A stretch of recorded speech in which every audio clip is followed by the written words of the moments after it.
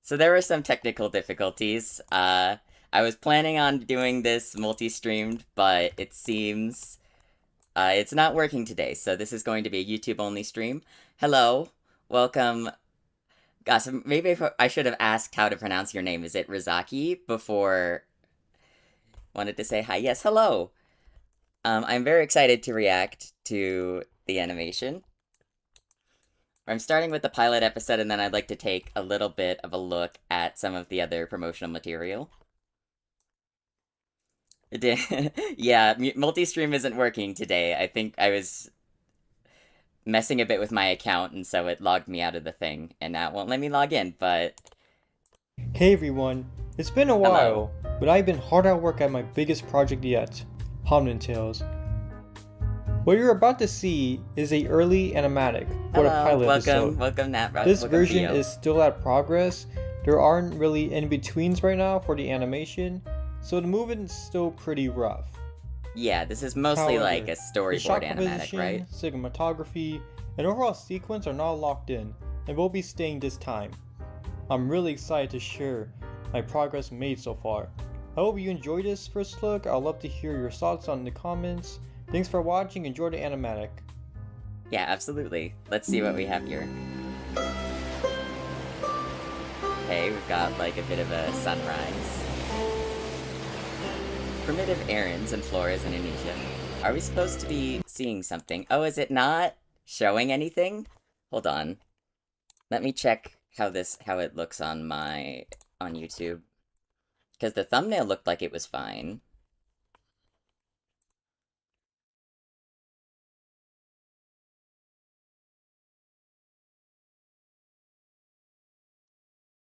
Not showing anything?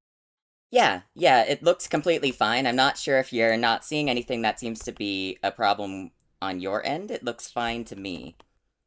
Oh, it's working now? Okay, cool. Okay, bro's very... Is this, like, his cave wife? She is just, like, standing there. Didn't realize the opening was a still. Yeah. Oh! Aboard. Yeah, I've definitely heard of people describing floras at this time as a lot like Lord of the Rings, with like Komodo dragons and giant birds.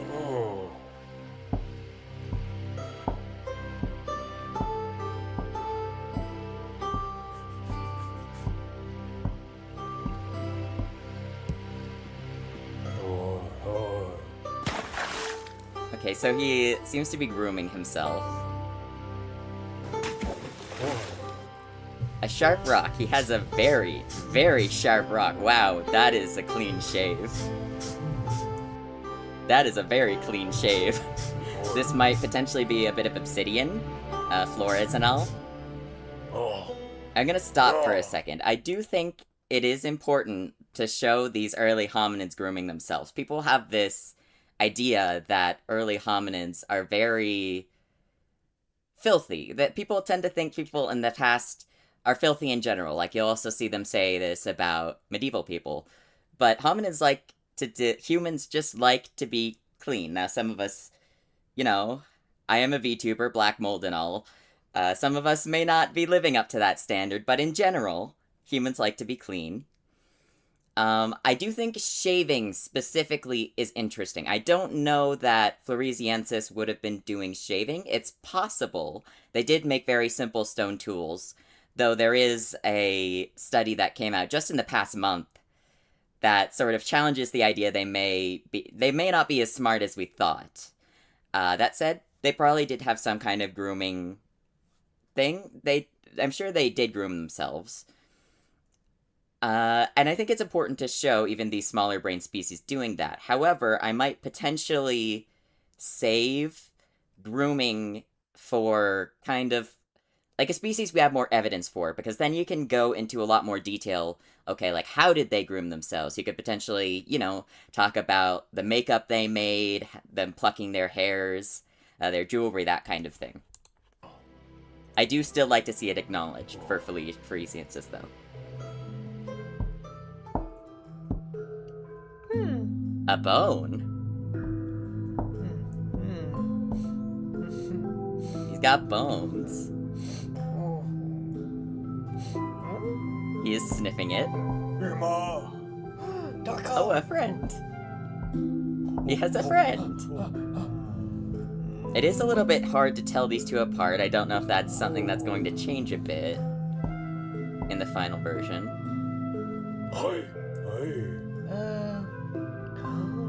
Yeah, it's a little hard to make out what's happening. Berries, potentially?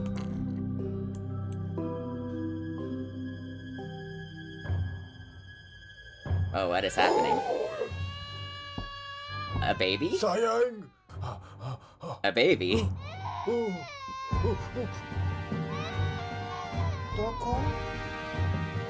Oh, the baby is so tiny.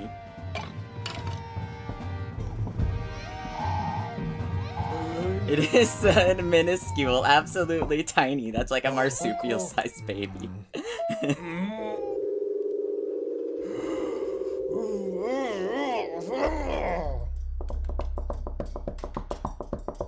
Oh, it sounds like he's galloping. He got a stick. A spear, potentially. Baby. Okay, so this is his cave wife, I think, that we saw at the beginning.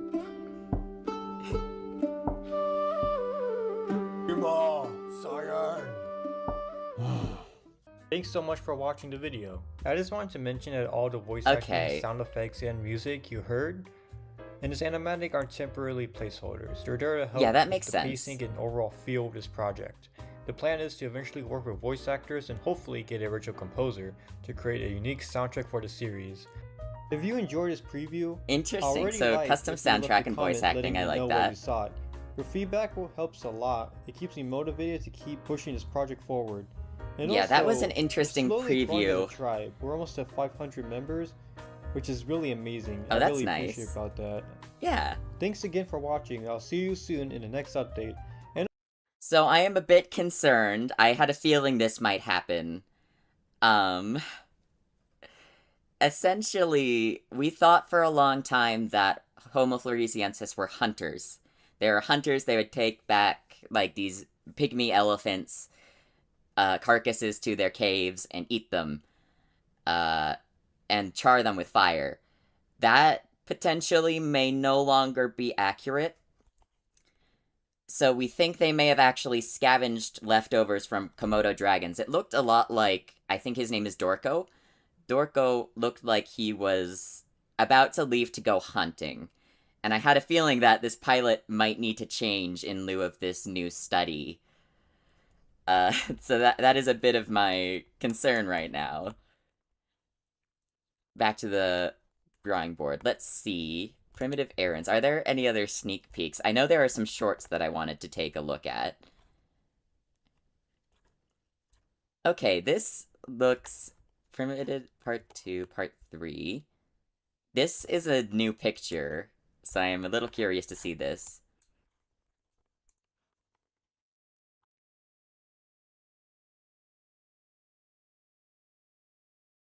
It's in like a different aspect ratio. I spent so long making my stream look nice before this.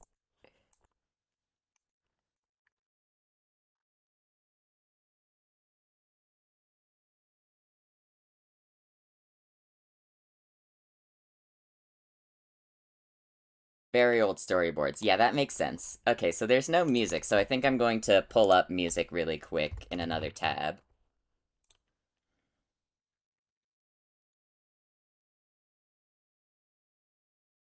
Yeah, what kind of... I guess probably something under their epic category might work. Tales of Battle.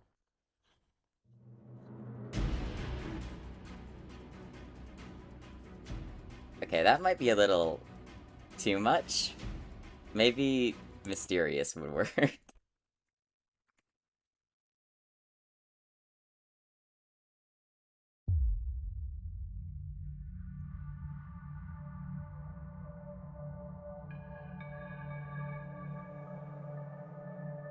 It makes it feel a bit ominous, but that's fine.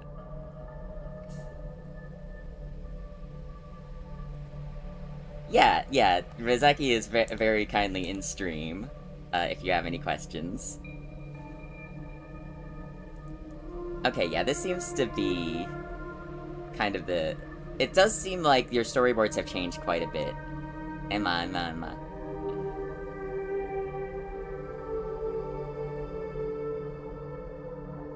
Okay, yeah, so this is kind of what we have seen.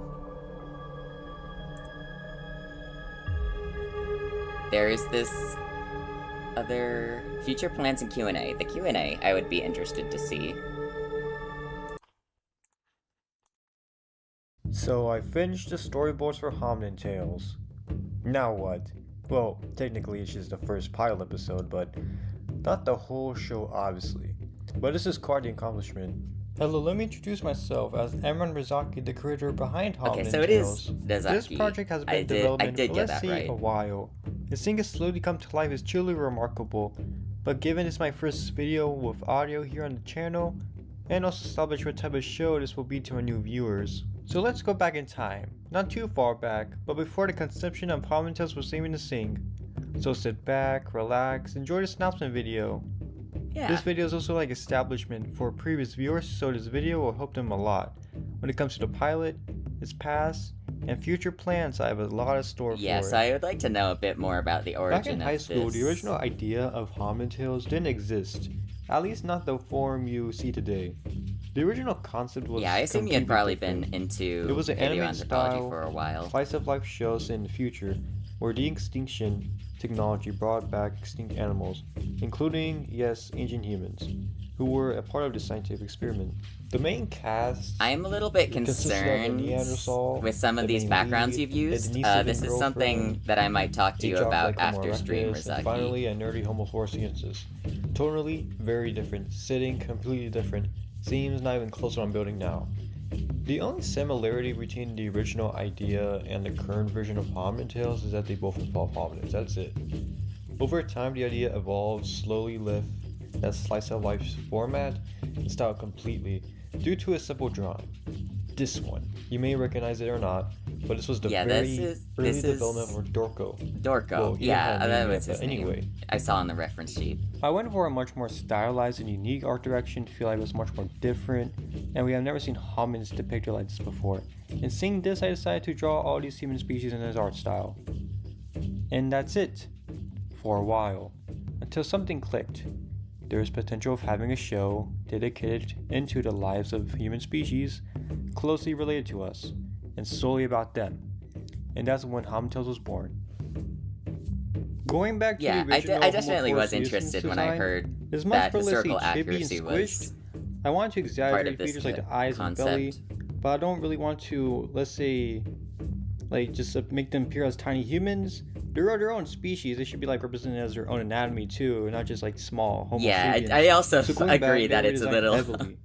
They still had a similar strange body to plan, but it's much depict them further as with just the small anatomy. people. It Though, did captures you hear about that study where they like analyzed the DNA of the pygmy people in Indonesia today, thinking maybe they're related? They weren't. the features of this particular Which species, like the suggests that white feet, island the longer dwarfism in those arms. islands is Stuff kind of like just a this is thing that very happens. important Definitely because it lends depicts some these human species that credence aren't really shown in the media, so showing them as to authentically the as dwarfism possible theory. is important. But again, I don't want to sacrifice my art style along the way. The storyboards took a very long time to complete.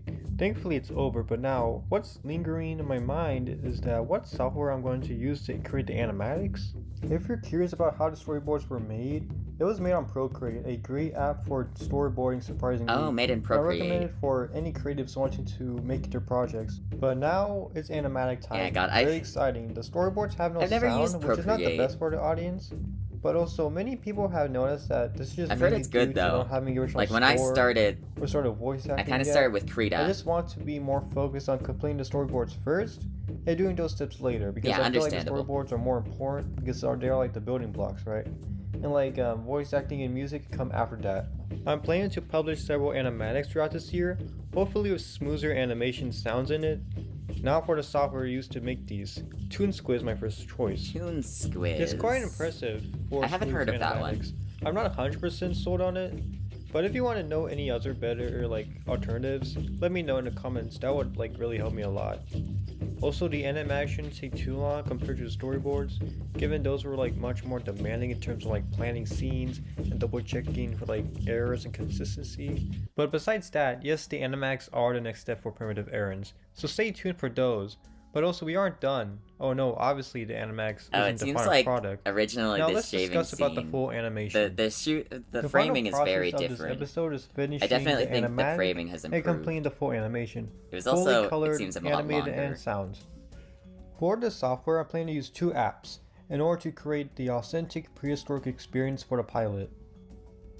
OpenTunes will be the first option for both character animation and maybe background art. Open But I do have yeah, I'm some not alternatives familiar. in mind. I considered other softwares like Toon Boom, but I believe that's a bit too overkill for the first episode for a show that's not even picked up yet.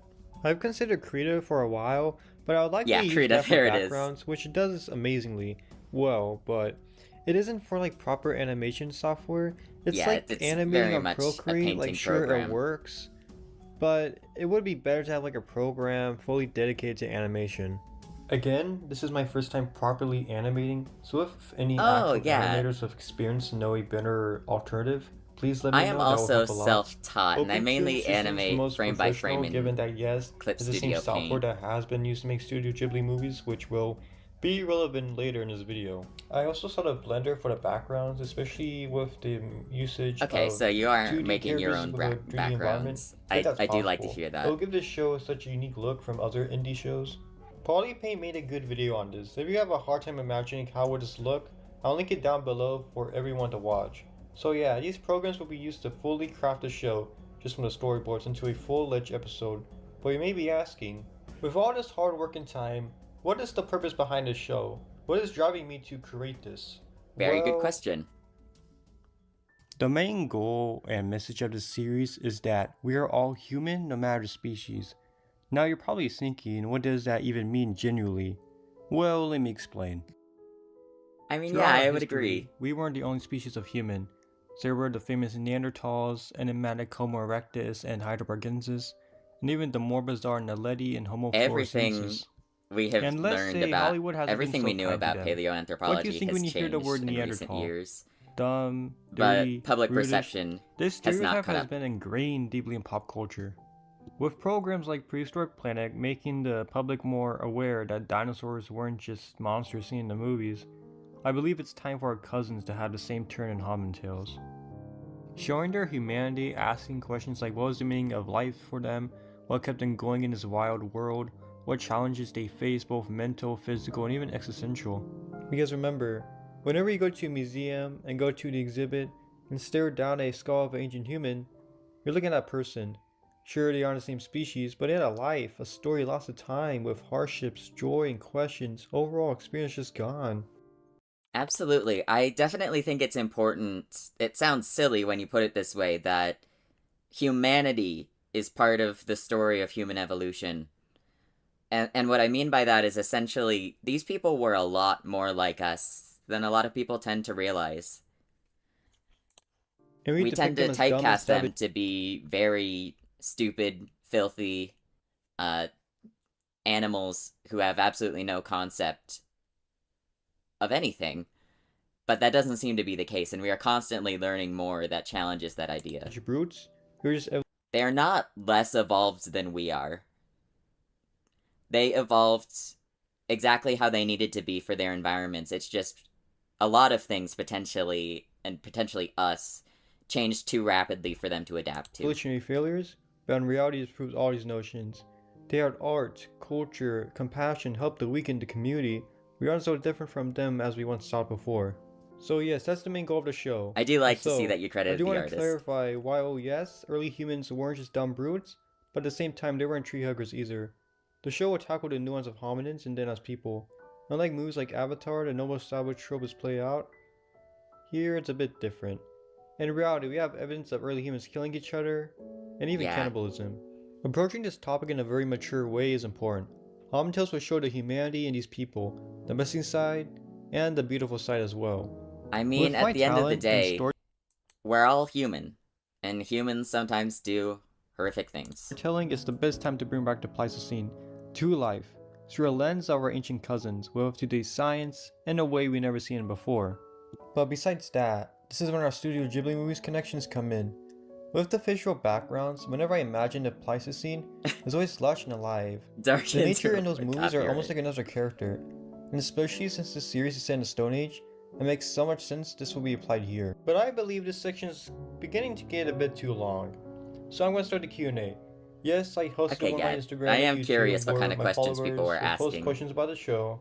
Okay, the first question was asked by SandyNot 2.0. They ask, how many characters are you going to put in the story? This is something I was definitely wondering about too, because typically cartoons you have like a single protagonist that takes you through all of the episodes that people can get attached to. But if you're talking about these very different species of hominids, many of which did not live anywhere near each other and at very different times, that's going to be a bit tricky in terms of recognizability. Good question, Sandy. So we have Dorko and Ima and their child. That makes 3. Also, we have, if we count the rival family who stole Dorko's kill, Uka, Ika, including their kids Kita, Nog, and Rog, that equals up to around 7 characters in total. 8. This may be a small Math is cast, but hard. not only I prefer it over like a bloated one, but also given the episode's set around like the extinction of the species, I feel like it makes sense given all the context clues and storyboards that they wouldn't be a big cast at all. It'll be more small. Yeah, it's The also more second question economical goes to because Skedadoodle. not much of a budget. They ask, what program do you use to draw / animate? And do you enjoy traditional or digital art the most? Okay, for the storyboards, I use Procreate, which may surprise some people, but the app is pretty good for storyboarding. And which medium I enjoy more? I'll say digital just because it's far easier. Because if I Yeah, make it a is mistake, nice. I can just put the redo button right there. I can just like push it. And also not need to sharpen the pencil or get smeared everywhere is such a relief. Okay, Traditional now this animation question would also is have actually the like most other exciting for challenges me like to no answer. onion skill, Apart from no onion skin, which would be pretty difficult for a beginner animator. fluorescences, what other hominids can we expect to see in the show? Good question. From @zebra3839. Well, all the other hominids actually do have concept art done already for them. And yes, they are public, you can view them on my Instagram, but I can show some here. Oh, I am At the curious moment, to there's see 9 them. episodes planned, with those hominids to be Sorry, I love Anticister, those eagles. Habilis, Heidelbergensis, Naledi, Erectus, Naledi. Denisovan, Neanderthal, and finally us. And remember, this is just concept art, these aren't like finalized. Some of them, especially the Heidelbergensis, like the female, they need some rework. They look really rough in the face, but that's Yeah. fine, it's just a proof of concept, it's not like the final designs. But you may be asking, why only 9? Well, I'm only I focusing on am genus definitely Homo, so expect no curious dedicated about the episode for Naledi Australopithecus, for episode. example. So those were all the questions offered to me. Now, I want to highlight some fan art people made for the show.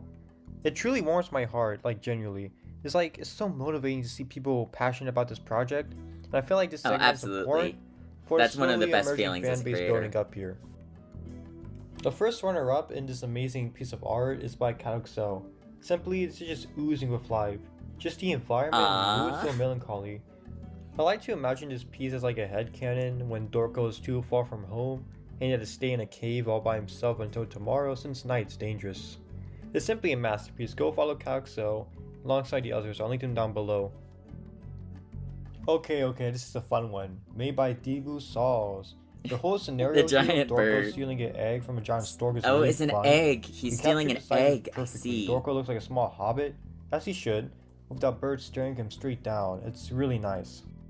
Okay, yeah, if he's stealing an egg, I think that might be potentially a bit easier to work with the new updated information on Floresiensis, where they're mostly scavengers. Great job, Debu. It's very action-packed here. Good work. We have at least 2 more shoutouts to go and then we're done. Now, this is the only traditional made fan art here. Big made rock. by My Hand Really Sturdy. It's Dorko lifting up a rock, but again, it's so fun to see him like draw in other art styles. I really enjoy the details everywhere, like the shading here like really pops it. And the little details too, like the neat little hairs on his limbs and how he looks like a Floresiensis and not just a little tiny Rock person. to the. It's a I don't know if you know those like Who Would Win books. Uh, those like they're really popular with kids. I like the idea of even though a leopard would absolutely destroy a gorilla, the gorilla wins by just beating the leopard with a giant rock. It's a very well made like drawing overall. Now for our final shout out. Oh, You this may is a already bit know different. this person, judging on my YouTube shorts. One of the first videos was technically a shout out by a YouTuber I really enjoy. But you may be asking, who is this woman? Well, she is Hannah Smith, Anna a Smith, I world-building am not channel focused on familiar. her series Immortals. She is a Stone Age enthusiast like me. Like if you're interested in world building, history, culture, or just art in general, go sub to her. She makes some fun content. It looks Also, interesting. Hannah streams occasionally, creating some awesome art. We're pretty active as a channel, and sometimes you could find me on their stream, so go give her a look. Well, that was sweet. Okay, now we need Okay, to it wrap looks like up there's this a bit video. left And in I the just want to video. say thank you. Thank you for all the support. The likes, shares, and just watching this video to me means a lot. Before I go, there is one more thing. If you watching the video, have any skills in background design, animation, or just want to help the project by any means, I'm totally down to work with you. The best way to contact me is my email address. It's linked in my channel description. Yes. Again, I'm not officially recruiting anyone at the moment, but I'm always open to hearing from people who are passionate about this kind of work. So you can be assigned to a role in this project early before I post any opportunities for my project soon. But besides that, I'm so ready to work on this. Hobbit Tales was a pipe dream for me, but now seeing all the interest and progress I made, I believe that this pilot will be coming sooner than later. Have a good day. I'm going to go back to working on Hobbit Tales. Wish me the best of luck. And make sure to subscribe, share this video, good luck, and man. like. This will really help the channel. Oh, there's still a bit more actually. Whew. It's finally over. Sorry this video took a while. I had to edit and Editing can voice take a record. while. I'm a bit nervous. This is my first fully voiced video. Would I rather be stuck in a mall with a silverback gorilla or 5 black mamba snakes? Honestly, that's hard to say because I don't think either of them would attack me. I don't think there's ever been anyone who's been like, attacked by and killed by a gorilla. And black mambas, they aren't really that dangerous either. As long as you leave them alone, they should be fine. But I think the mamba snakes are potentially more dangerous. Like, it's a little bit more of a risk than the gorilla, I think. If I had to fight them, I don't think I'm making it out either way. So I'm just going to assume, real animal behavior. We hang out and it's chill and there's no problems. Video ever. So that's why I kind of like stuttered or mumbled a bit. I had to retake it. Hope it doesn't sound like that in the final product. definitely So I just want to make sure, It takes quality some over time to quantity, get used obviously. to speaking like Also, this. in the meanwhile, you can check my Instagram I post sometimes non-Hobbit Tales stuff like paleo art, fan art of stuff I like. Go give it a look. Also follow me if you're interested. Also, you can check some of the storyboards I posted, see how I can improve upon them.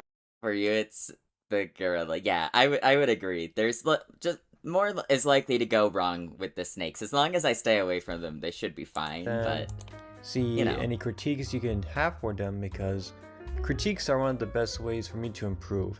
And while yes, indie is great, indie animation is great, I need to figure out how to indie not make doesn't it do that automatically when I mean drink good. water. And having critiques is very important for me to improve the show and make it the best product as it can be. Finally, this video is done. It took a while, but it was worth it, you know? It's an important video to make. Well, I'm gonna go. I need to work on Hobbit Tales. And remember, no matter the species, we are all human. Well said. Okay, were a few shorts that interested me that I wanted to see, and then I think we're going to switch to a more general, just kind of just chatting thing, maybe talk about paleoanthropology for a bit, because it's a bit of a short stream. Painting of the Lone Giant. Oh.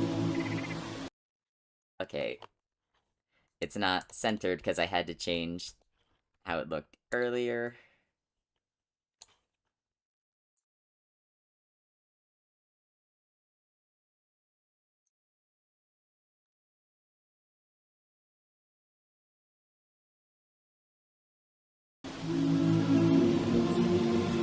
Oh yeah, there might be a bit of flickering in images with the speed paint. Seems like you spent quite a long time on this background. It's a nice background. I really hate drawing backgrounds.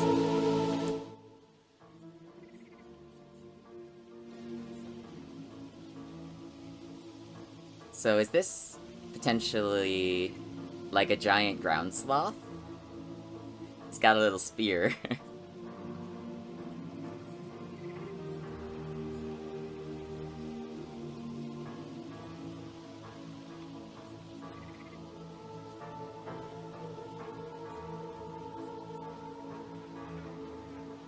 Yeah, this is a lot more effort than I put into backgrounds. It's really difficult to convince me to sit down and draw a background. And I rely a lot on the Clip Studio paintbrushes. Inspirations for Hominin Tales. I wanted to look at the character design and inspirations especially. Arctodus, I see. And Hobbit Tales is no different. For me, one of the biggest inspirations was... What are these sound effects that are happening? It's very difficult to hear what you're saying. The music is too loud, and I don't know what those very loud sound effects are. The Revenant influenced more harsh and unforgiving wilderness and survival aspects of the show. And finally, the Red Turtle inspired a more quiet and more reflective moment, and a connection between man and nature. I'm taking all those inspirations and combining them to create the authentic prehistoric experience for Hobbit Tales. So if that sounds interesting to you, consider subscribing. I'm really hard at work at the Predator Aaron cinematic, and there's a lot more to come. Stay tuned. Yeah, project, I might potentially, if you'd like some help with like how to audio balance shorts, I could help you with that. Hey, I am so not used to YouTube shorts. This is Dorko, the main character. He's a Dorko. Floresiensis. Very good name, I must say. For his family, even when life on Flores is difficult. Now, this is his wife Ima, Dorko's wife. Okay, so it's interesting to see her in color. One of the most important people in his life. And this is her baby, Sayang. I also want to finalize their rival family. There is Nog and Rog, the two twins, the daughter Kita, and the mother Ika, with the father being Uka. These other rival families, they don't really like Dorko. They're competing for the same resources. Since this is set in 60,000 years ago, when the species is dying out. All the designs are now finalized. Yeah, that is kind of an interesting thing, because that's another recent study that might affect potentially how we see how Homo floresiensis died out. Potentially Homo sapiens, modern humans, may have been in that region sooner than we thought, so potentially they may have been coming into conflict. The pilot episode is currently in production. If you'd like to support the project and follow its development, consider following me on either Instagram, Okay. wherever you create a project. And inspirations, this is another one I wanted to see. And Hobbit Tales is no different. For me, one of the biggest inspirations was Quest for Fire. I love how that movie portrayed the lives of ancient humans as real people trying to survive in a brutal world. Okay, I think maybe the first short had been There's broken. emotional storytelling, Because there's a lot more powerful happening tone, on screen very right little now. dialogue at all. The Revenants influenced the more harsh and unforgiving wilderness and survival aspects of the show. And finally, the Red Turtle inspired a more quiet and more reflective moment and a connection between man and nature. I'm taking all those inspirations and combining them to create the authentic prehistoric experience for Hobbit Tales. So if that sounds interesting to you. Okay, yeah, I think we had tried to watch this short earlier and it wasn't working for some reason. I'm old. I don't watch shorts. I don't know how these things work. I'm an ancient cheating. Everyone, Let's see, was that all of the shorts? That I wanted to look at. Inspirations, update. Yeah, this one doesn't even seem to have a title. Got a shout out. That was nice. This might be your weakest short. Yeah, I mean it's definitely a science. I think I'm going to transition to kind of just a more just chatting setup. You can see I set up this scroll. I set up this scroll over here for the chat, and then multi-streaming didn't work, so I didn't even get to use the chat. But that's okay. So yeah, let me put on some music and we can transition to just chatting after I change the background.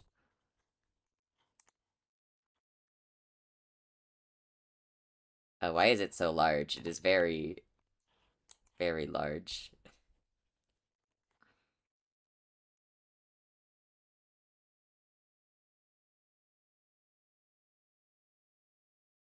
Okay, so overall, I think very interesting. It was going to be very difficult making your pilot episode about Pharisiensis just because it's such a mysterious species.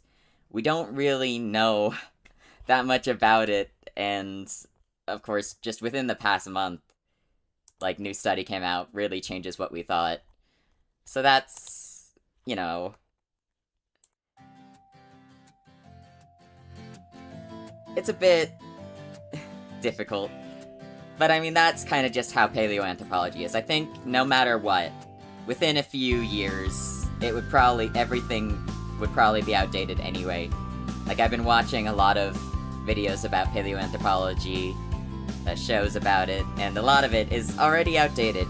We're kind of in a golden age of paleoanthropology, but the problem with that is everything is changing, so if you want to make historically accurate media, it's gonna be outdated real fast. But that's how it is with science. I mean, I think it's still valuable to know what is our current understanding of human evolution.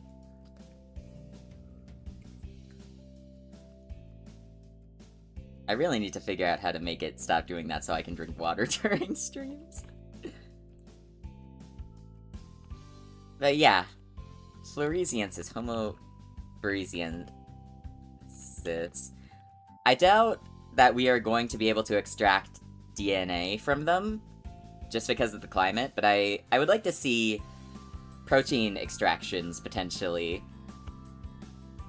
if that would be possible.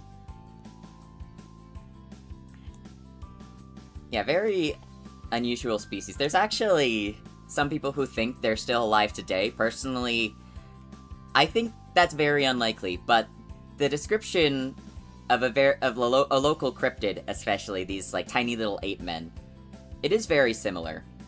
It is very similar. I think if they were still around, we would have found evidence of them, because like there are what we once thought to be mythical creatures that turned out to be real animals, especially in jungles. But on a small island like that, I think you would run into evidence sooner or later.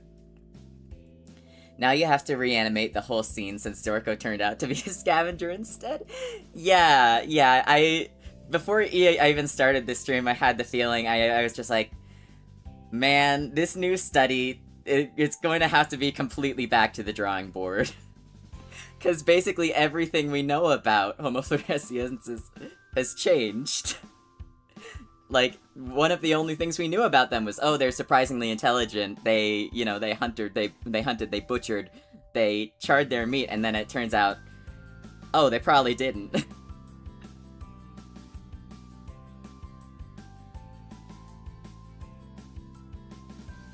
Maybe if I tilt it like this. Okay, it's not as noticeable if I drink my water like this. It's just going to be like I'm staring. I'm staring at chat. Like, what are you guys doing? Maybe he uses the stick for defense. Yeah, I was curious. I really wanted to find pictures of the stone tools that they made. From my understanding, it's very rudimentary tool, similar to what would have been used by Australopithecus. So I don't know if they would have, like, maybe made the jump to spears? I would have to see, like, pictures of what it actually looked like, but from what they were comparing the tools to that I did see pictures of, they seem to be very, very rudimentary, just chipped stones, chipped with other stones. I'm making all these motions that you can't see because I've disabled hand tracking. But potentially, I'm sure they would have used tools for defense if necessary. I mean, you have this sharp rock. If something's coming at you, you might hit it with the sharp rock. But yeah, while I was, like, updating my knowledge of Floresiensis and I saw that study, I was like, oh no. Yeah, that's gonna be a problem. I am very, very interested to see the episode about Naledi. I mean, that's how you found me. Obviously, I am very interested in Naledi. And potentially I do wonder how the findings that, oh, Floresiensis might not have been as intelligent as we think, how that might shape the narrative around Naledi, because I think my understanding is that the burial explanation has begun getting more popular in recent years, but Floresiensis not actually using fire, not actually hunting, is a big kind of issue with that narrative. I personally think the evidence, it's not conclusive. It's not conclusive, but I think it's very compelling. I think people, you know, have argued about whether there could have been a more accessible entrance to the Rising Star Cave system. I don't think so. Like, there may have been a more accessible entrance, but I think it had to be hard to access. It had to still be out of the way, because otherwise there would have been more evidence of scavenging and other animals in there if it had just been an exposed cave. I know there were some other animals, like an owl, so maybe there was another entrance, but it still must have been tucked away, to some extent, and I can't imagine there was a lot of food there, so it kind of begs the question, why were they there? Probably not for purely survival reasons.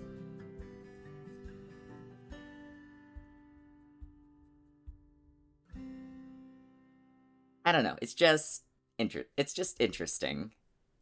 And I definitely think it's cool that we now know of all these different species to begin with. Because there was I was watching, like, Burgers talk about it, and, like, how at this point people were kind of like, oh, we're never going to find another human species.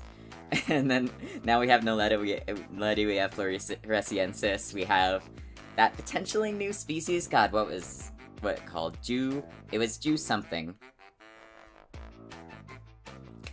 I love how one of your members said how small Sayang Aka the baby is.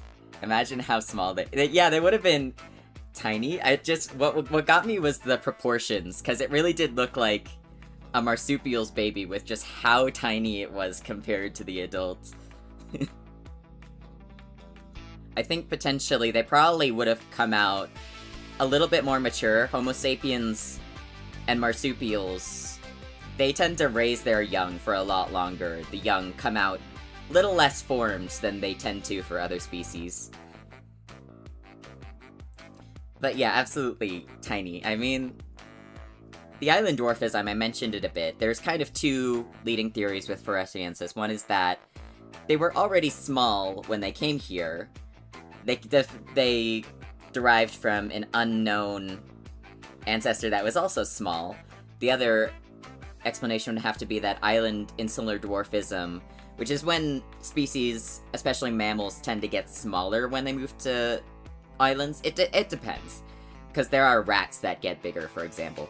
But insular dwarfism could also explain the size, and it could have been a combination of both. Maybe they were already relatively tiny, and then they got even smaller. But I do think dwarfism makes a lot of sense, just because we know it happened at least twice. It's happened at least twice. The modern pygmy populations are not related to Floresiensis as far as we can tell. So it would have had to happen at least twice, these people shrinking, living on these islands. And I do have to say, like, my aunt is only, like, 4'9", I think it is. Very, very tiny. Baby horses are so big, they come out of the womb and just start walking. Did you know there's a species of bird? I can't remember off the top of my head exactly what it is, but there's a species of bird that is born basically able to fly. Like, they dry off and then they can fly. And I just think that's so interesting.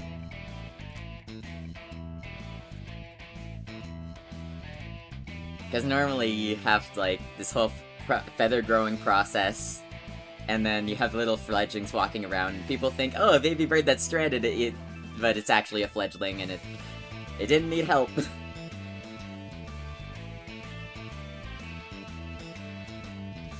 But yeah.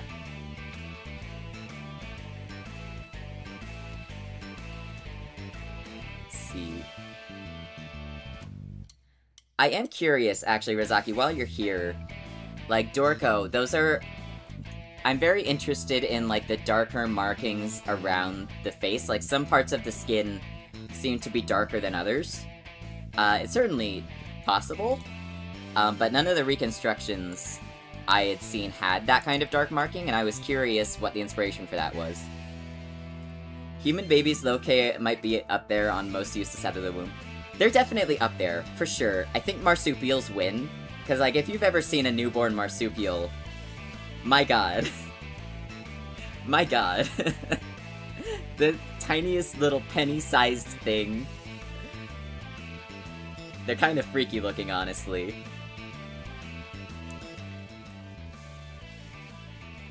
But yeah, it's our big heads. We got such big heads. They have to come out so early, and potentially also, you know, it just takes a longer time to learn how to use these absolutely ginormous brains. I am kind of, like, interested in exactly, like, the role of the brain. My current understanding is that it's really strange that we have them in the first place, because they're so taxing, they are so incredibly expensive to maintain. And it seems like other smaller-brained animals can do similar levels of things. Like, I mean, ants, they're basically just tiny medieval people. So I wonder if it's more to do with, like, development of culture that it, you know, affects not necessarily intelligence. A marsup... What? A marsupial? I believe it's mostly an art style thing. Keep some varieties in hue and dark colors. Yeah, I think that makes sense. I mean, undeniably, you're going to have to embellish it a bit when you're doing character designs.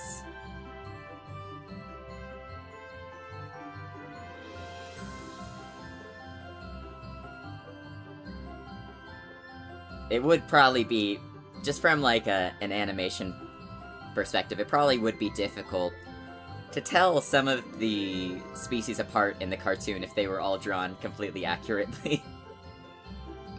Like, I'm sure Floresiensis you could tell just because tiny, but...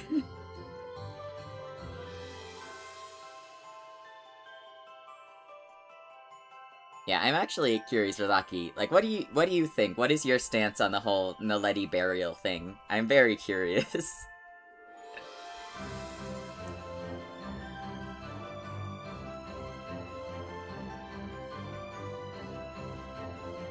Looked at baby marsupials and what the hell, these things are 2/4 long. Exactly! I know, right? Like, you don't usually see them, but if you've ever seen, like, a newborn marsupial, it's like, what the hell is that tiny alien creature? Useless. And I mean, that's probably why they haven't done particularly well. Other than possum, as far as I know, possums are the only marsupial that lives not in Australia, and the main reason Australia has marsupials seems to be they didn't really have a lot of competition. Other than dingoes, which were brought by early humans, probably. There weren't a whole lot of mammals there, so I mean, if it's free real estate, that niche is completely open. But, possums, honestly, crazy little guys that they've managed to survive on so many continents when all of the other marsupials have disappeared. Ultimately, it's sort of impossible to know since it could be a possible example of anthropomorphism, but at the same time, I don't want to disregard their intelligence even if they have small brains. Absolutely, like, I don't think it's completely impossible. I don't think it's conclusive. Not conclusive. I don't know for sure, and Floresiensis does, like, put a big stake in that idea. But I do think it is absolutely possible. Especially if we can confirm that there was no other entrance. I think that would, like, without it beyond a shadow of a doubt, I know they've tried to prove this and there's contested research. If we could prove, without a shadow of a doubt, that there was no other entrance, I think that would have to show that they are intelligent, because otherwise they just would not have found that entrance. I mean, hundreds of people had been in that cave and never found that little chute. It's like, even if you're an experienced caver, it takes like an hour just to get to that point. They wouldn't have been in there. They needed to have fire to have even seen in there. They needed to have been able to do that, or they wouldn't have been in there. They wouldn't have been in this cave with no food. So if there really was no other entrance, it wasn't exposed, I think just purely location, I would have to conclude that, I would have to agree that that's burial. Oh yeah, koalas are dying. Yeah, the poor koalas, they're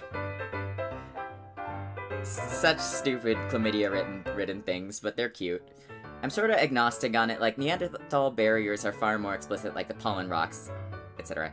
Yeah, I would say Neanderthals are a lot more likely. I think we can probably assume that they did. Yeah, right now on Naledi, my main stance is, can we prove without a shadow of a doubt there was no other entrance? Because if there was no other entrance, there's just simply no survival reason they would ever have gotten to that cave in the first place. It's crazy that Naledi turned out to be smarter compared to Floresiensis. Yeah, I'm sure that must have been a shock. Paleo experts, why do you think cave paintings are so deep in caves and sometimes even high up? Yeah, my boyfriend actually has like a master's in archaeology, and he's kind of just in the camp like, bro, we don't know, and like, rituals is kind of an explanation for anything. Maybe ancient humans were doing stuff just for shits and giggles, we don't know. There may not have been a purpose, there may have not been a spiritual belief, because humans are not always the smartest creatures. We're not computers doing everything analytically. Sometimes we are just stupid, and we do weird things.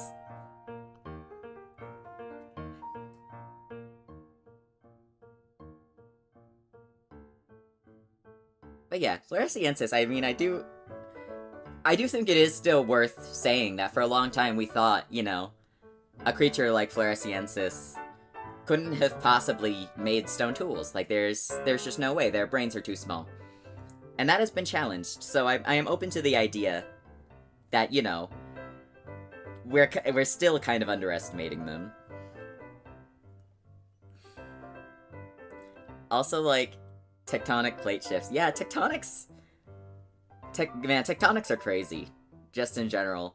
Like, I've seen people say sometimes, like, oh, why would you live near a volcano? And it's like, because the land there is fertile. Like, would you gamble with the volcano that may or may not erupt within your lifetime, or go to the barren desert where food doesn't grow.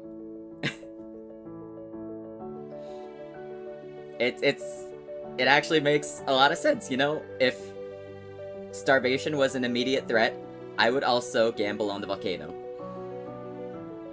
It could be considered that not every Floresiense is scavenged. There probably was some diversity in behavior. I'm sure, like, they lived there for a long time. There potentially were, like, certain breakthroughs that happened.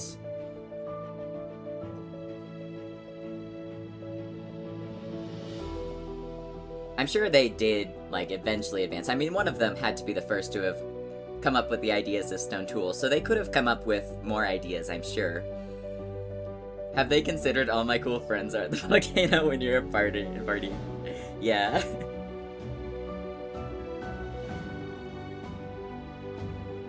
But yeah, it's kind of hard to say. I think it is interesting that, as far as I'm aware, we've only ever found them on the island. If they're all on a small island, you know, smaller population, then there probably wouldn't have been as much innovation. Because I know that one of the theories proposed for why Homo sapiens were more technologically advanced is not necessarily the brains, it's just population size. So potentially that could have affected things. But yeah, it's really hard to say anything with any level of certainty. And that's kind of how archaeology in general is. It's like, oh, everyone agrees on this, and then we find this new thing, and it completely changes everything, and it's like, oh, we don't know. If you're wondering, all the bones in the cave were Dorko and Emma family remains. Oh, I see. Yeah, reason's ambiguous. Yeah, I would tend to agree. It could have been a lot of things. It probably was multiple combinations, and we probably will never know. This is actually something I was talking about with my boyfriend, is like, we will probably never know what caused the extinction of most of these species, without a shadow of a doubt, unless they discover some prehistoric virus that only we survived. Like, that, I mean, that would put a nail in things, but that's extremely unlikely. I'm sure that just doesn't make sense. I'm sure some of these populations would have survived, but, you know, we'll probably never know.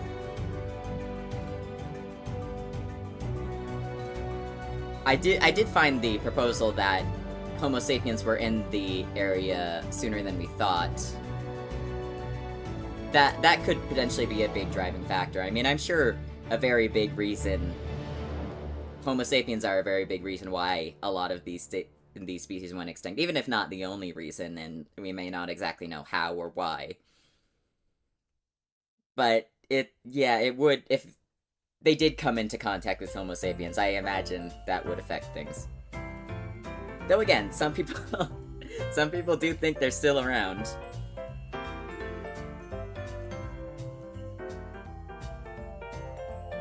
I just think we would have found stone tools, we would have found something.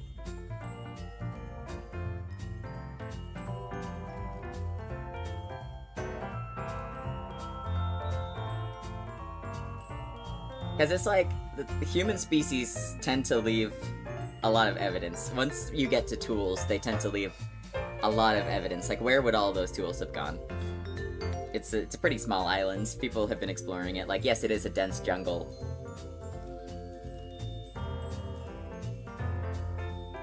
But still.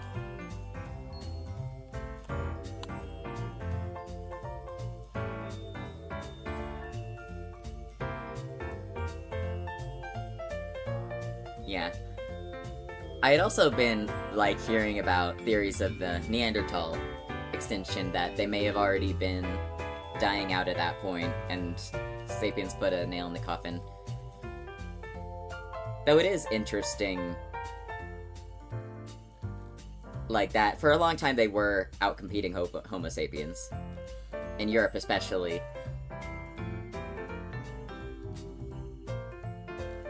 I think of this post that's like, maybe the last Neanderthal died happy surrounded by their children, not thinking any of them were different from themselves. Maybe. I mean, we have evidence that there were some Neanderthals towards the end of their existence that were in some pretty dire straits, so I doubt that. But, I mean, who knows? And one of the proposed ideas of why they went extinct is just, we bred them out. They didn't technically go extinct, it's just the hybrids with Homo sapiens outcompeted the originals. The episode is sort of like the Floresiensis Little Apocalypse. Yeah. Maybe Sauron took over and that's what happened. Oh, hold on.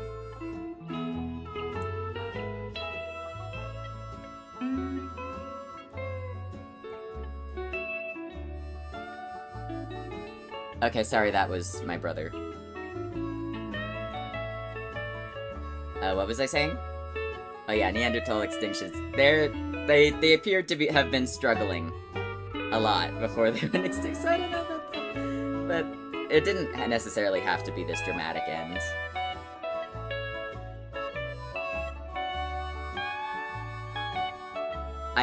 Apparently there's like this classic idea, I really want to find the recreation someone did of it, I think in a TV show.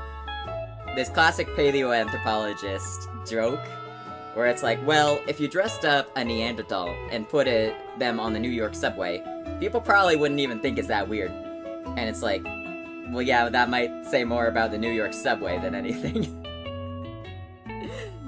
And apparently, like, they had recreated this on some TV show, and the audience was kind of split between, no, they look weird, and people who were like, I've seen weirder.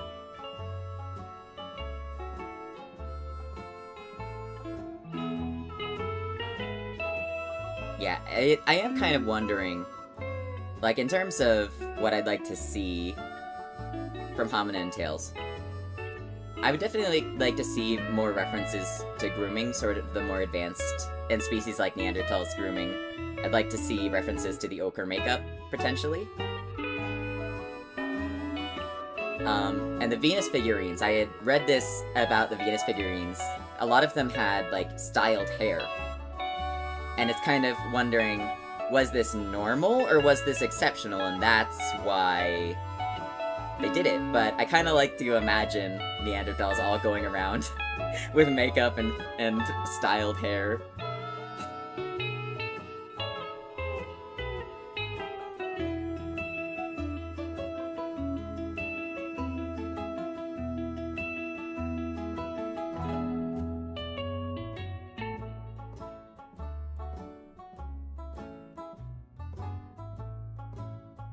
I lost my train of thought. There was like a loading one of those little loading symbols above my head. Low-key my paleo GPT in this stream. Is there any evidence early hominids menstruated? I mean, they probably did. It'd be hard to say, I think, exactly when that evolved.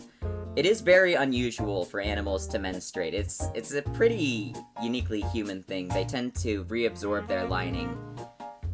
I honestly am not entirely sure why humans menstruate in the first place. But I'm sure that was, like, something that happened at some point among evolution. It could have been potentially early on, maybe around the time they started walking. I don't know. I might have to look into that and see if there's evidence on stream, but I think that would be kind of difficult to find evidence for. Probably. I mean, isn't menstruating part of us humans? So yeah, like, a lot of behaviors are more ancient than we thought. Because, like, handshakes.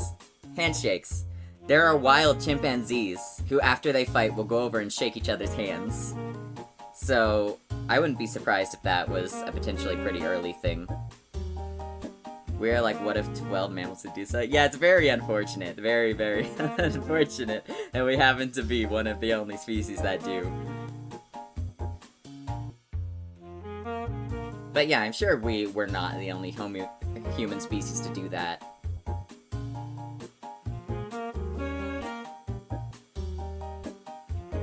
As to when exactly, I don't know. It had to have happened at some point.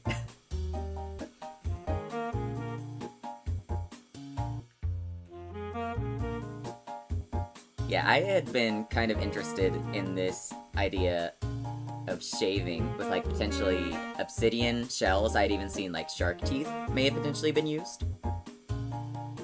Very interesting. They were kind of just like, they really were just like people, but with less technology.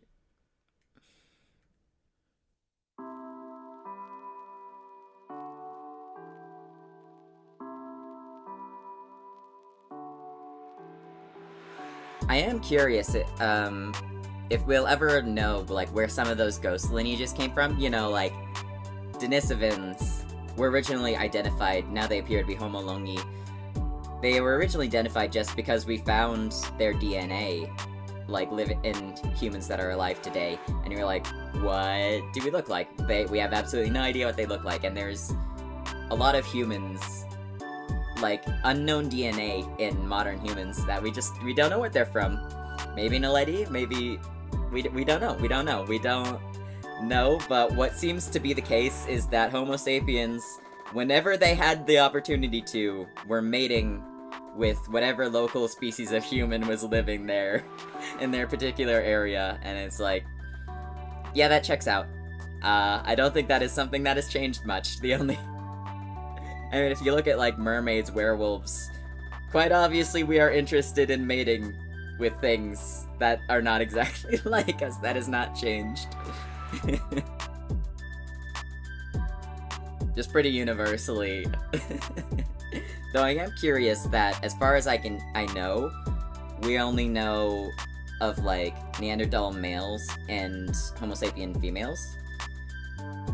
I am curious. That probably might be some kind of biological incompatibility. I know there are, like, some species of cats breeding with wild cats, and only the males survive, or something like that. Maybe it was the females, I don't remember. But it could have... I assume it was potentially something like that, because there's just no way. There's no way that a Homo sapiens male wasn't looking at a Neanderthal female and was like, oh yeah. There's just no way. That's...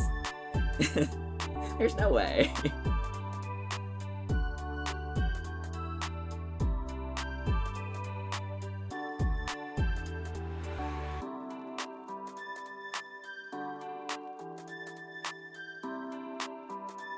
Yeah, trying to think if there's, like, any other studies that stood out to me. I was consuming so much paleoanthropology content before doing this stream, because I wanted up-to-date information.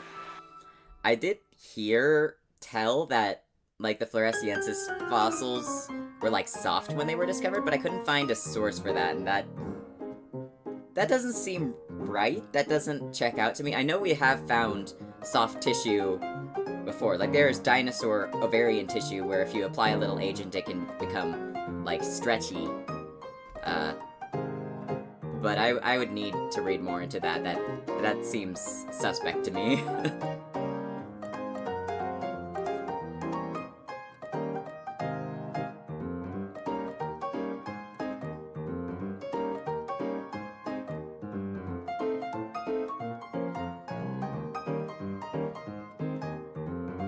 I am kind of forgetting, Razaki, of all the species you mentioned, is Homo erectus going to be featured in an episode?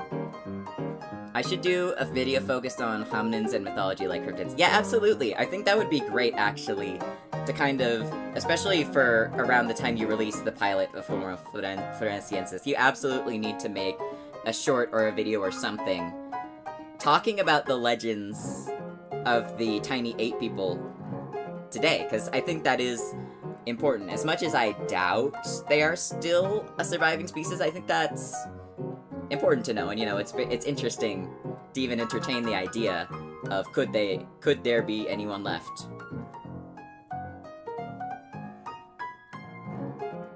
It was probably just monkeys, but I don't know, the descriptions are eerily similar.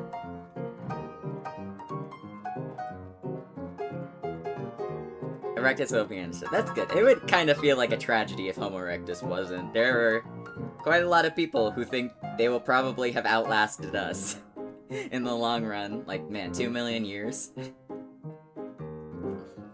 2 million years on this planet.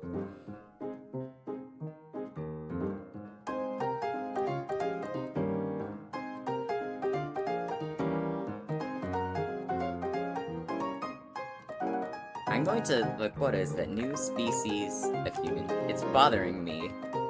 It's bothering me that I don't remember the name. What is... Homo juluensis. Juluensis, that was it. It was like a reclassification that was proposed of old fossils, right?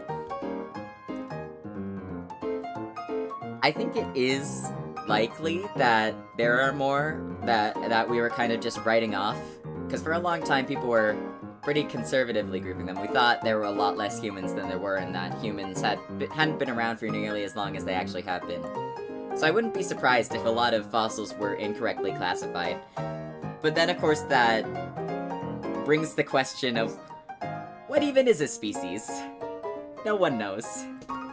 Like, in school, they teach you, like, oh, if they can breed, then they're one species. But then it's like those salamanders that live in a crescent, where they can breed with each other, but on the opposite ends of the crescent, they can't breed with each other. It's like, it's just really confusing.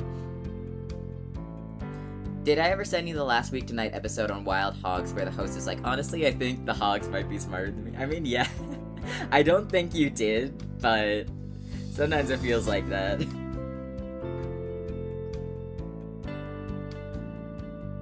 I mean, animals are absolutely very intelligent. They can be very intelligent. I know there's like a species of bird that even teaches its young how to use tools, much like we do.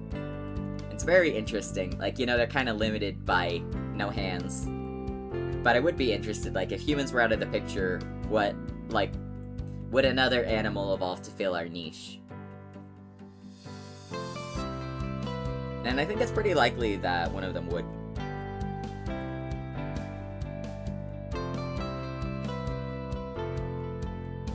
Humans are just, like, a very convenient shape to use tools. Because, like, what is an orca gonna do? What is an orca gonna do? They got flippers. They can't weld metal. But they do have some pretty interesting hunting strategies. It's crazy, the hogs form packs similar to, like, a militia. Yeah, did you know that ants have actually domesticated other animal species? And they'll, like, go to war with each other. They're, like, tiny medieval people.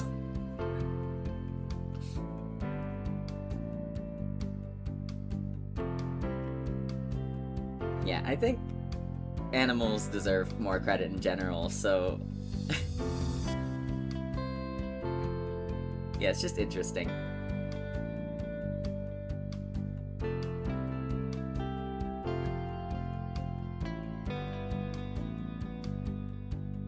It does kind of beg the question, if there was just an absolutely enormous ant, what would they be doing? Yeah, they've, like, domesticated several species of fungus that will actually farm caterpillars for food. It's crazy. It's absolutely crazy.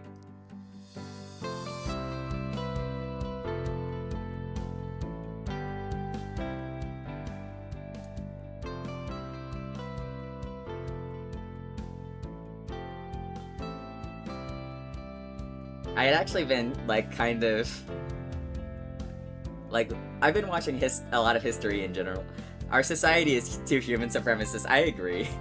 There are a lot of creatures out there doing a lot of very impressive things. I think it's just, really, we have hands. I think that's the primary difference. We are large and we have hands. And so, like, a lot of the things that we do, they just require hands. That's, at the end of the day. What was I saying? But oh yeah, the kind of domestication reminds me. I've been, like, watching videos about, like, Sparta, and, like, they were trying to do eugenics, but they didn't understand eugenics. They didn't understand genetics. So they were like, oh, if we exercise, then our babies will be stronger. What's your favorite species of human? That is a good question. I don't know.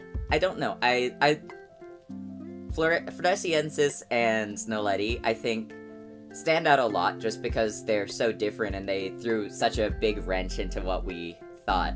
I really like the, like, kind of discovery story of Noleti. But I mean, I don't know. I want to learn a lot more about the Denisovans. Neanderthals are interesting. They're all cool.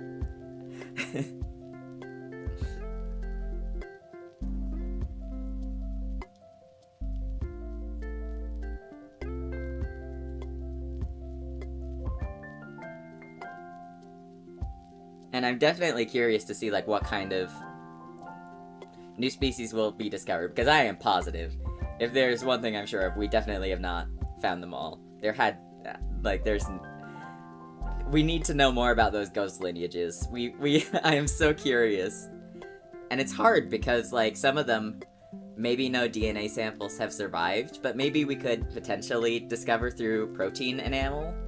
Kind of like what we did with Naledi for the females, discovering they're all female. Do you think it's possible some archaic humans could have reached America and Australia before us? I mean, it's possible. It's hard to say. It's very hard to say, because as far as I know, we wouldn't... Because there's the ghost lineages, right? It seems like probably there were other local humans there. We don't know exactly what area or who. But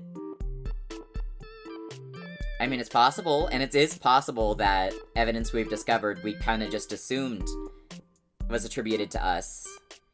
America? There's a big question mark on that right now. Because, like, you know, the explanation is, oh, they needed, like, the land bridge and the ice caps. So, probably not, but if they had been seafaring, and there's also, like, a question of maybe they actually made it there before the ice caps melted. Maybe they were more resilient travelers than we thought. So I don't know. Probably not. They're in very remote locations, so I kind of doubt it, but there are species who have traveled long different distances, even non-human species who aren't, you know, they can't build a boat, but they could have drifted out to sea. There are a lot of species who traveled shockingly far distances just on some, like, land that floated out. So, who knows?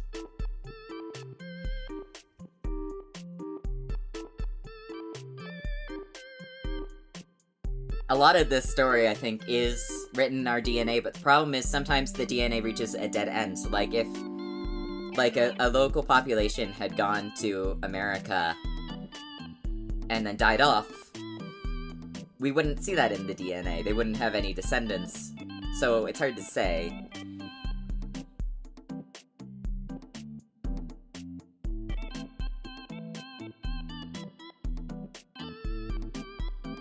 And I mean, humans are very, very resilient creatures.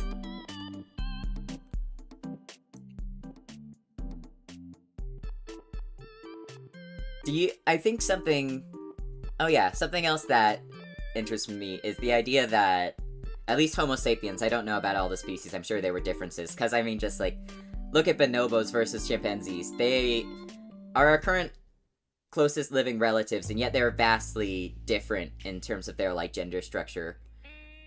Well, not gender center, but sex structure. Bonobos are matriarchal. His ideas got thrown out. I had to look it up. The idea that animals can pass down acquired traits is called Lamarckism. Ideas got thrown out with modern genetic science came, but he's actually been rectified a little, because acquired genetic mutations can be found has done. Kinda, yeah. I might look into that more after stream. What was I saying? Like, oh yeah, bonobos, chimpanzees, closest relatives, but very different. So I'm sure there were a lot of differences in how hominins had, like, social structure, but at least for Homo sapiens, it seems like they were egalitarian with females and males sharing responsibilities, and I'm interested particularly in the idea. It seems that in some situations, Homo sapien males, when there are no females but there are babies, some of them actually develop the ability to breastfeed. And I think that would kind of check out, because, like, if they had been sharing childcare responsibilities, that might have happened. The Spartans kind of had the right idea, but also not. Yeah, like, there is epigenetics, which is kind of like how things are expressed, and I've read, I don't know I'm not an expert in epigenetics, but I've read that even, like, traumatic memories potentially can be, in quote-unquote, passed down, which is very interesting. I do wonder if Floresiensis survive today. How will modern life accommodate for them, like clothing cars? Yeah, if they are real, that, well, obviously they were real, but if they're alive today and they're not, like, the actual cryptids, the cryptids that are attributed to them are real, that would raise a lot of questions, like, how do we make room? We thought we were the last humans left. How do we make room for these little guys?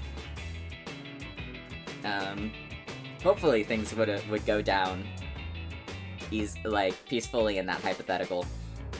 But I imagine they would probably live similar lives to people who have, you know, conditions like dwarfism. And, you know, like, there was that whole period when it was like, is it a real species, or do they just have some sort of medical condition that made them shrink? I imagine it would probably be like that. Yeah, I imagine they would probably adapt, because it's like, you know, if you're only like 4 feet tall, you might have to climb things to get around, but you still integrate to society. I have a book semi-related on that called The Deep as Well, Epigenetics. It is a difficult read. Yeah, I imagine it would be.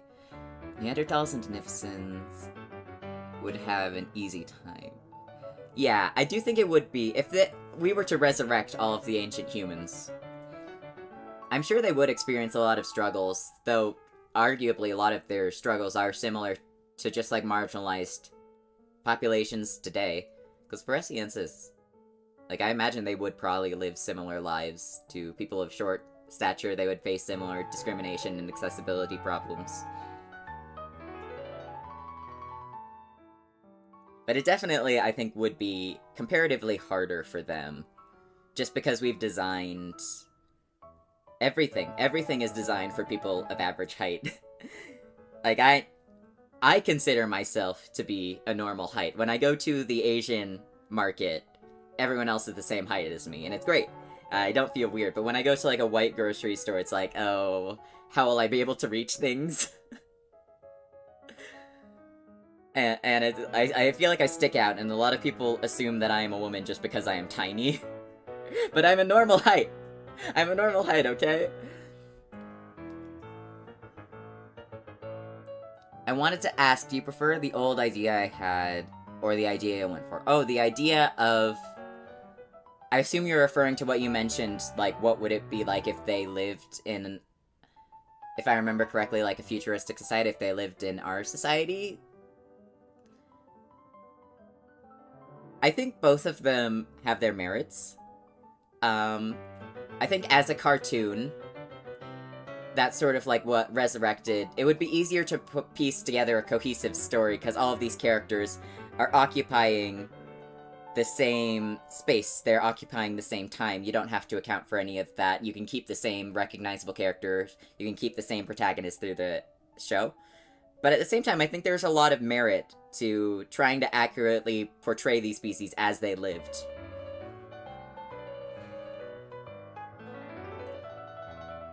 I'm fighting for my life to reach a top shelf at Walmart. Yeah, for real. I'm only like a few inches taller than my mom, but I usually have to grab things for her. And if it's on the top shelf, we're gonna have some problems.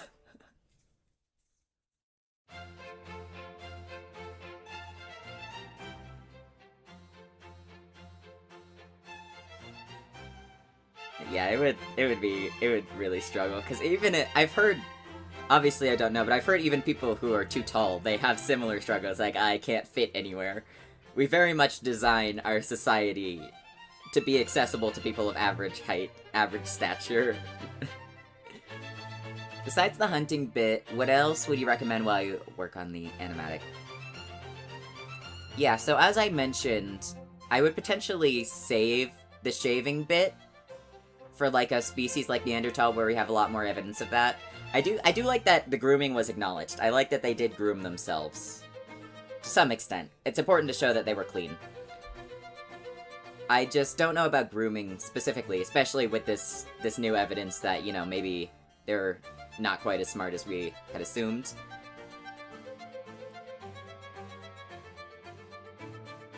But other than that, it seemed pretty good.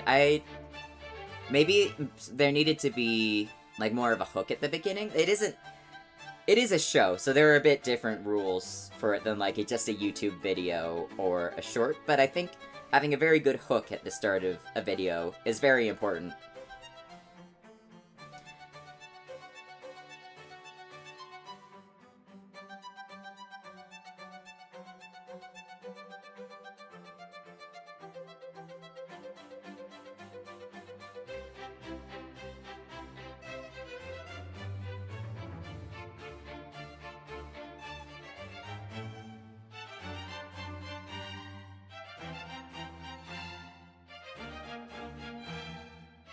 Yeah, I have pulled up in this other tab the information about Homo juluensis.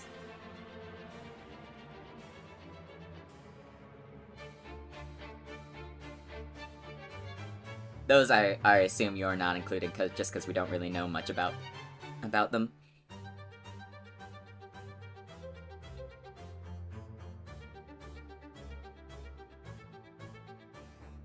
Yeah. I wonder, are you planning on including, like, a hybrid event of any sort? But Floresiensis is confirmed to not even be part of the genus by the time the episode is done. That would be unfortunate. That would be very unfortunate.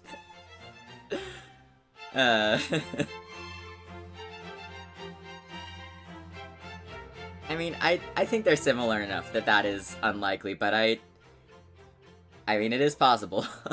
There are, other primates not in our genus that are using stone tools, so I don't know.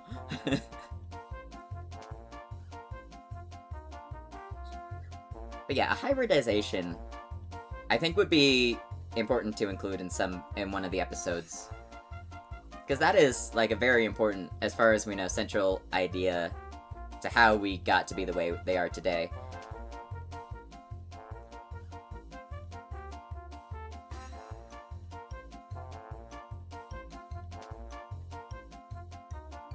I am a bit curious about the spelling of Homo longi. I think it might have been kind of like Neanderthal. Because I've heard it means dragon man, and I haven't seen, like, the original. I've only seen the Latin inscription. Long is dragon, but it's romanized. It doesn't seem to be pinyin, because, yeah, it doesn't seem to be pinyin. Maybe it's not Mandarin. Paleo sounds hard. Chemists still use principles discovered 200 years ago.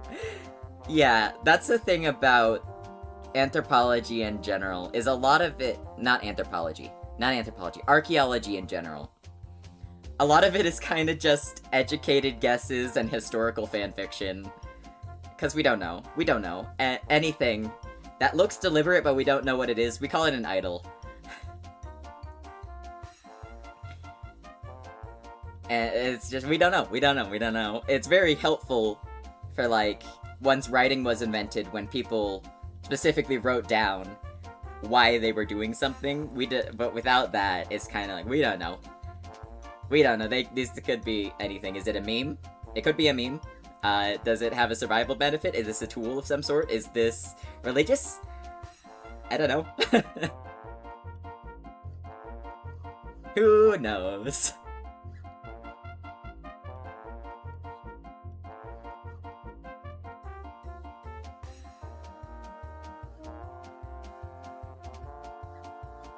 Yeah, I mean, technically, even other things like that, even things like Newton's formulas, are technically wrong.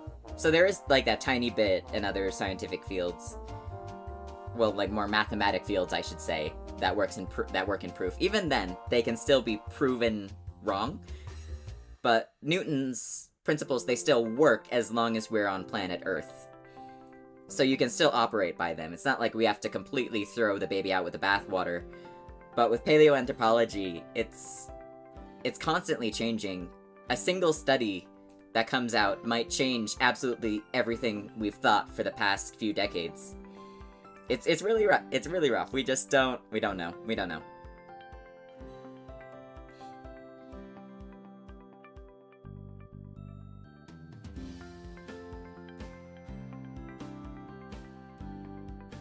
Yeah. Can you imagine if Floresiensis is alive today and we sequence the DNA and we're like, oh, these are not human at all?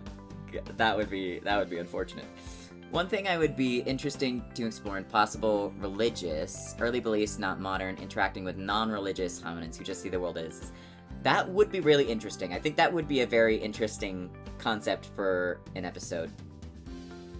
Because I'm sure things like that happened, especially in, like, at least Homo sapiens, when some of them started developing these ideas. Because it seems like culture advances faster once you're planted in one place, and there's a lot of people who have free time, which makes sense.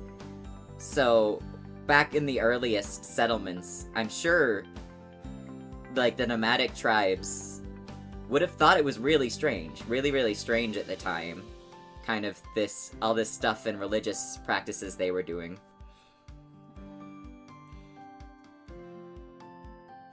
Of course, I'm sure there were hunter-gatherer societies that had that kind of spiritual belief too, but just the difference in scale, you know. Oh god, don't remind me, quantum physics class flashbacks. Ah, yes. Quantum physics. Everyone's favorite. It is kinda... A lot of science is like... You have this bell curve where if you don't know anything about it, you know, it's all jargon to you, you have no idea. And then, like, they teach you in school, things seem so simple. Like, okay, this is how Newton's formulas work, and that is how the universe works, right? No, and then you get, like, to a very high level of understanding, you're like, I understand a lot less than I thought.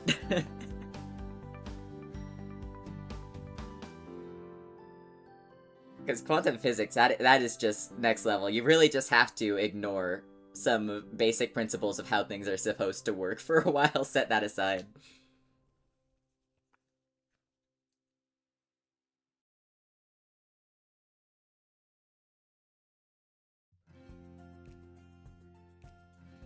Okay, I think that is mostly what I wanted to talk about. I should probably go and eat some... I remember was Schrodinger's cat in tears. Schrodinger's cat, man, that is a bag of worms, or a bag of cat, I suppose. I think that's kind of everything I wanted to cover. I'm getting pretty hungry, so I might need to go eat dinner.